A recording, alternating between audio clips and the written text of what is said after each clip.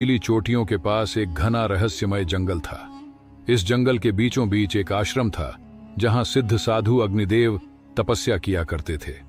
उनकी लंबी जटाएं उनके कंधों पर लहराती थीं। उनकी स्थिर मुद्रा मृगछाला पर बैठी हुई थी और उनकी गहरी आंखों में अनंत शांति का वास था। साधु के तप और ज्ञान की महिमा दूर दूर तक फैली हुई थी।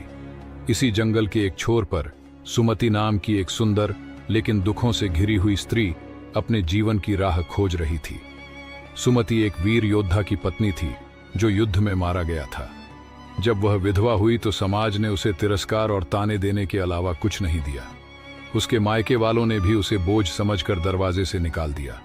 उसने बहुत बार कोशिश की कि वह अपने बल पर जीवन जी सके, लेकिन हर बार उसे यह एहसास दिलाया गया कि एक अकेली स्त्री के लिए समाज में कोई जगह नहीं होती। एक दिन वह थककर जंगल में चली आई। वह नहीं जानती थी कि उसका गंतव्य क्या है, लेकिन उसके भीतर एक अजीब सी शांति की तलाश थी। कई दिनों तक वह भटकती रही, भूख प्यास से बेहाल। अंततः एक दिन वह चलते चलते अग्निदेव के आश्रम तक पहुंच गई। वहां पहुंचकर उसने देखा, चारों ओर घना जंगल, ऊंचे ऊंचे वृक्ष, पंछियों की आवाजें और बीच में बना एक साधारण सा आश्रम। वहां कुछ शिष्यों का निवास भी था जो ध्यान और योग का अभ्यास कर रहे थे। जैसे ही सुमति ने अग्निदेव को देखा, उसकी आंखों में आंसू छलक पड़े। अग्निदेव ने उसकी ओर देखा। उनकी दृष्टि में करुणा थी, लेकिन उनके चेहरे पर कोई भाव नहीं आया। सुमति उनके चरणों में गिर पड़ी और बोली, क्या स्त्री का जीवन अकेले दुख में ही बीतेगा? क्या प्रेम और साथ पाने का अधिकार केवल पुरुषों का है? अग्निदेव ने गहरी सांस ली और मुस्कुराए। प्रेम कोई अपराध नहीं, यह आत्मा का सुख है, लेकिन प्रेम में वासना नहीं, समर्पण होना चाहिए। सुमति को पहली बार किसी ने प्रेम को इस दृष्टि से समझाया था। वह आश्रम में रुक गई। अग्निदेव ने उसे योग और ध्यान सिखाया।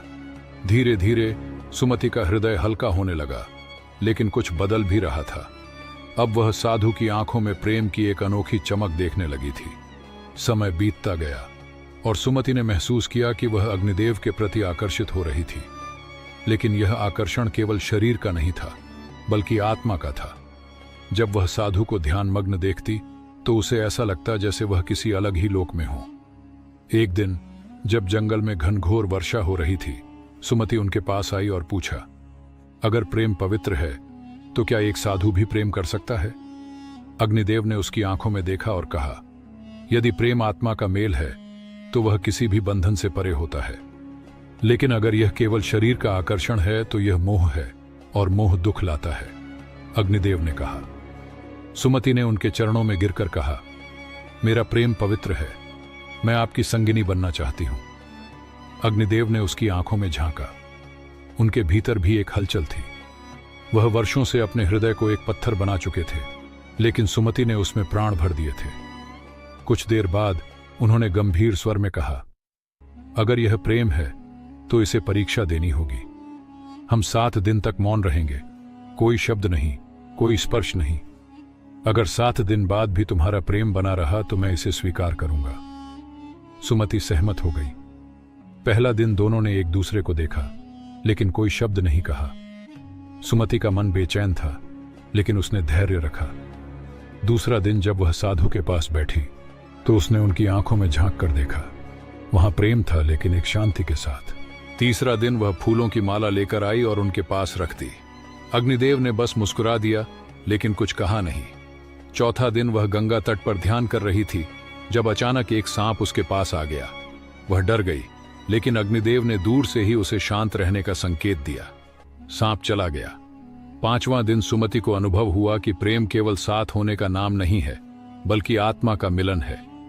6ठा दिन जब उसने अग्निदेव की आंखों में देखा तो उनमें एक अलग ही तेज था। वह समझ गई कि प्रेम वासना नहीं, बल्कि त्याग है। 7वां दिन सुमति रो पड़ी और बोली, आपने सही कहा था, प्रेम आत्मा का मिलन है, शरीर का नहीं। अब मुझे आपका साथ चाहिए, लेकिन किसी बंधन में नहीं। अग्निदेव मुस्कुराए, प्रेम स्वतंत्र होना चाहिए। जो मुक्त करता है वही सच्चा प्रेम है। तुम अब मेरे साथ रह सकती हो, लेकिन ना पत्नी बनकर, ना शिष्या बनकर, बल्कि एक आत्मा बनकर। प्रेम केवल शरीर का आकर्षण नहीं, आत्मा का मिलन है। यदि प्रेम सच्चा है तो वह स्वतंत्रता देता है, बंधन नहीं। इसके बाद सुमति आश्रम में रहने लगी। उसने अग्निदेव के साथ योग और साधना की। अब वह प्रेम को एक नई दृष्टि से देखने लगी थी। उसने जाना कि प्रेम केवल पाने का नाम नहीं, बल्कि संपूर्ण समर्पण और स्वतंत्रता का नाम है। और इस तरह हिमालय की ऊंचाइयों में एक अनोखा प्रेम जन्मा, जो शब्दों से परे और आत्मा के निकट था। तो दोस्तों, कहानी कैसी लगी अपना राय कमेंट में जरूर बताइएगा, और जाते जाते चैनल को भी ऐसे सब्सक्राइब ही करके और वीडियो देखने के लिए चैनल को सब्सक्राइब करें।